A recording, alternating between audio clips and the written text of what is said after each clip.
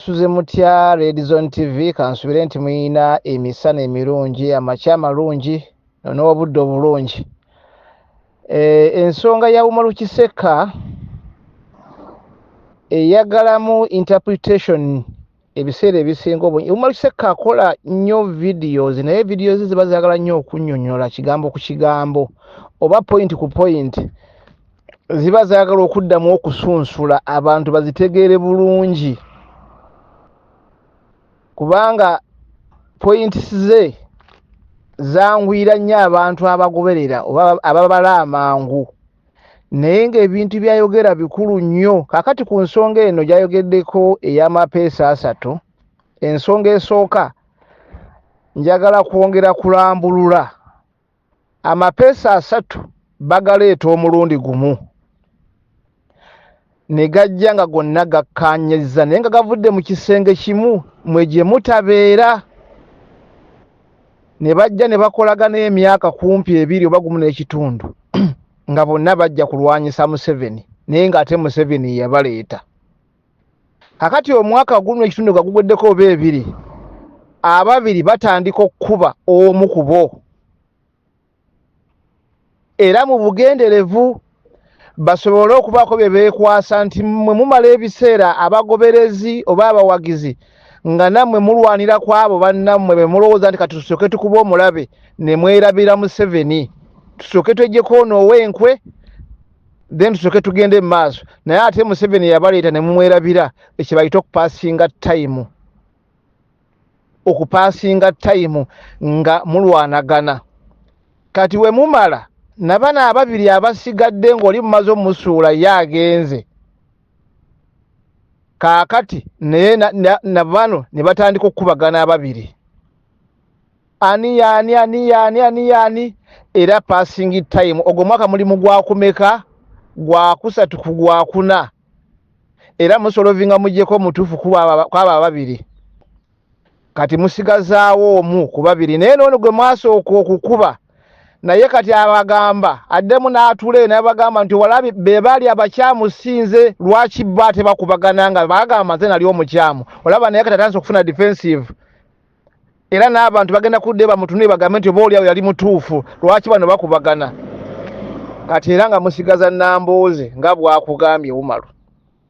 Kakati ate Nambooze era nga bwatuula mu ddiiro ng'atandika okugamba mmwe abasapootinganga olutalo lwe okulwanyisa munnammwe abaluddemu olukwe oba abeekutuddemu atandika okuddayo mu bye mwayogera n'atandika okugamba nti wano mwakola nsobi temwandi mugambye bwe tuti temwandi mugambye we muti kubanga tulina kitufiirirwawo naye nga wali mu lutalo nga luyinda teyakikugamba.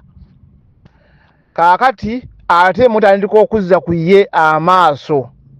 Kati we muzza ku ye amaaso mutuuse mu kiseera ekyokulonda eba ekyokulonda abakulembeze jjukira abadde ayina amaanyi ge mutambula nago era nga mumuwagira kati jjukira nti aba agenze ne percentage y'abantu era n'anaaba asengeka bakansala be ye aba yakikola dda abagenda okubeera wansi we n'okumuwagira nga bakozesa amaanyi ge n'olutalo lwabaddemu akutegekere bakansala bonna emikono nga bagenda kwambala ngoye za nuupu naye ng'emitima giri ku NRM. Bwe baba wakana omuntu akugambe nti bonna abaavaako mu DP baali bazizaayo kaadi zaabwe mu DP titwalaba omukolo ng'abantu bano abali mu DP bazizaayo kaadi zaabwe tebazizangayo naye ne mu nuupu gye bagenda okuzijja nazo bazirina. Kati Kisekko ebintu byayogera bya magezi nnyo era biri diipu nnyo so tulina biwa ensonga nti Museveni psychologically oba bagita reverse psychology abateerawo ennamba zino zagambye 3 ne mulwana nazo okumala emyaka 5 naye era 5 abasigaddewo omugwe musigadde naye n'akulaga nti naye ku ssaawa esembayo naye nnyina ateekawo embeera emulwanyisisa ng'ajulira bali ate be mwalwanagana nabo ate nga yabakulembedde therefore naye ng'abeekutulako kati nga Museveni ajja abagamba nti opposition yalema okwegatta okulonda kuwedde byonna mutuuse mwekutuddemu nga bakugamba nti singa opposition yeegatta singa twawangula tuve mu kwerumaaluma. So ebigambo bya Kiseka bino byagala kugaziriza ddala, byagala nnyo program tuddengamu tugitemeeteme, tugiwenga obudde tutemeetemenga kamu ku kamu abantu bongere okutegeera. Mukama abawo omukisa.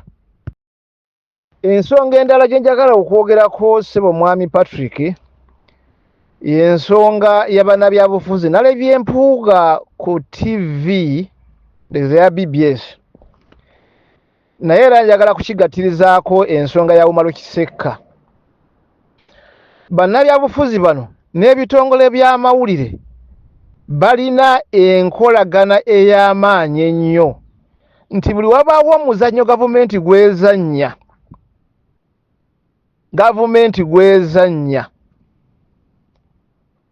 TV zonna, radio zonna baziwa programu ezikwatagana ku nsonga eyo ebeegenda mu ddiiro, naye ng'abazisingako obungi babeera abeeyita aba opposition. Ne bazeetooloola zonna radio ne TV emisana n'ekiro, kumpi okumalanga wiiki nnamba nga bali ku nsonga eyo. Kati ne bakulaga nti balwana nnyo, n'ekisinga okwewuunyisa nti bo always babeerawo, ne waba taliiwo bamukubira essimu gy'aba yeekwese oba gy'aba ali, era n'ateesa ku nsonga eyo. So twewuunya mu nsi endala wabaawo ebintu ebireeta oba ebireese obutali butebenkevu mu gavumenti oba ku nsonga ez'enjawulo. Tutera nnyo okulaba ng'ensi oba TV radios zikyaza baprofesa, zikyaza aba permanent secretaries, zikyaza abakugu okuva mu private sectors, abantu abeetengeredde nga bali ku nsonga ez'enjawulo, oba avudde mu mawulire oba avudde naye nga yeetengeredde. Naye Uganda tolina kyolaba, buli kaseera ensonga ya poliisi bannabyabufuzi bagibeerako, ensonga y'amagye bannabyabufuzi bagibeerako, ensonga y'amawulire bannabyabufuzi, ensonga y'ebyobulamu bannabyabufuzi, ensonga y'obulimi bannabyabufuzi, kwegamba buli nsonga yonna Uganda ku leedi bagikubaganyaako ebirowoozo bannabyabufuzi. N'ate bekikwatako kababa abantu aba bulijjo abasobola okuba nga balina obukugu ku nsonga eyo, teri abawa mukisa ku leediyo zonna ku TV zonna, naye babeerawo buli kaseera. Era zezo ennamba ezo Kiseka zaayogeddeko nti zonna zaafuuka nnamba, bwe bagattako ne bateekako bakadeyideyi, balwomushana, bagashumba, baminisita bayaaye ng'ono Kasolo n'abalala. Naye twebuuze, twali tulabyeko ddi Prime Minister nga ali ku TV ng'ayogerako eri eggwanga, sipiika wa Parliament ng'alina kale byabuuzibwa,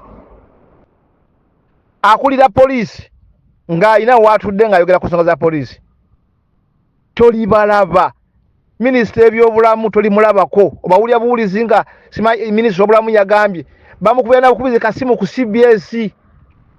Twogeddeko no minisita n'agamba bw'ati nti tajjangako bantu kumubuuza bibuuzo na kumulaba gwani. Kati Uganda yonna ejjudde bufere. Kati njagala kwogera. Assalamu alaikum wa rahmatullahi wa barakatuh. Amanya n'eddoboozi Haji Abdu omusomi w'eddua. Nkola ku nsonga ez'enjawulo, emirimu nga gikutataganyeko, ebyenfuna byo nga bidobonkanye, ne oba oli bweru wa ggwanga emirimu gya kucankalanako. Jangu kusomere ku ddua, okubeda nedda eddua zaabaawo, eddua zisomibwa, omuntu n'oterezebwa mu mbeera yonna ebadde ekwesibyeko akanyaaga. Nina ekyoto kye nsobola okukumira wadde oli bweru wa ggwanga nga toli kumpi wano, n'ofuna omukisa ogwo nawe n'osomerwako ku ddua nga nkuteddeko n'akabaani. Allah ajja kusaasira, ajja kwanukula. Kuba ku namba yange y'essimu 075 2 44 715 ne ku WhatsApp kwendi mpereza obubaka sobole okuyamba. Assalamu alaikum wa rahmatullahi wa barakatuh.